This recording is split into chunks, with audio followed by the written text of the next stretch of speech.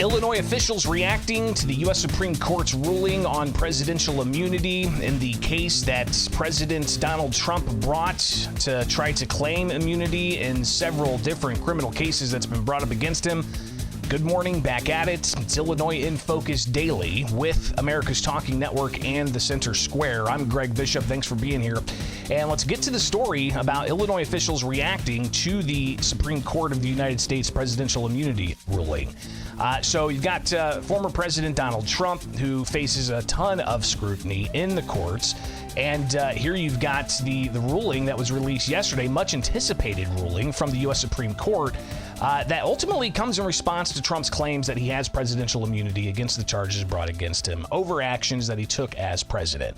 Now, he's the first former president to face criminal charges. The ruling says, President's exercise of his core constitutional powers, this immunity must be absolute. As for his remaining official actions, he's entitled to at least presumptive immunity. The story goes on to talk about how, the former president faces trials in the January 6th case. He faces trials in a document retention case. The president did react on his social media platform, saying that today's historic decision by the Supreme Court could end all of crooked Joe Biden's witch hunts against me. He said, proud to be an American. Now, President Joe Biden, if you guys didn't see his address last night, not sure if this was carried on major networks. It was only a 5-minute speech, but for the former president, Donald Trump, getting this victory, Trump says it's a big win. You've got President Joe Biden reacting that it's a bad day for America. The American people must decide if Trump's embrace of violence to preserve his power is acceptable. Perhaps most importantly, the American people must decide if they want to entrust the president once again, the presidency, to Donald Trump, now knowing he'll be even more emboldened to do whatever he pleases whenever he wants to do it. At the outset of our nation, it was the character of George Washington, our first president, to define the presidency. He believed power was limited, not absolute. And that power always resides with the people. So again, President Joe Biden talking about Trump in his speech concerning presidential immunity. It was rather fascinating to watch the president in his official capacity go to the podium and not just talk in grand terms about presidential immunity and the importance of checks and balances, but specifically speaking about his rival in the presidential election that's just a handful of months away. But President Biden also quoted a bit of the dissent from the liberal justices in this case. I concur with Justice Sotomayor's dissent today. Here's what she said. She said, in every use of official power, the president is now a king above the law. With fear for our democracy, I dissent. End of quote. So should the American people dissent. I dissent. May God bless you all, and may God help preserve our democracy. Thank you. And may God protect our troops. So again, you got President Biden making the speech, not taking any questions in the post speech, and he just walks back into his office. So, the president putting out that message that he dissents and the American people should dissent. Interesting to see how that translates amongst his base and how they may use those words one way or the other. Now, former President Trump, he has been accused of inciting the riot at the Capitol January 6, 2021. But President Trump points out that he said in official messaging, protest peacefully. That hasn't stopped others, though, from highlighting that as a reason why former President Trump should not be back in the Oval Office.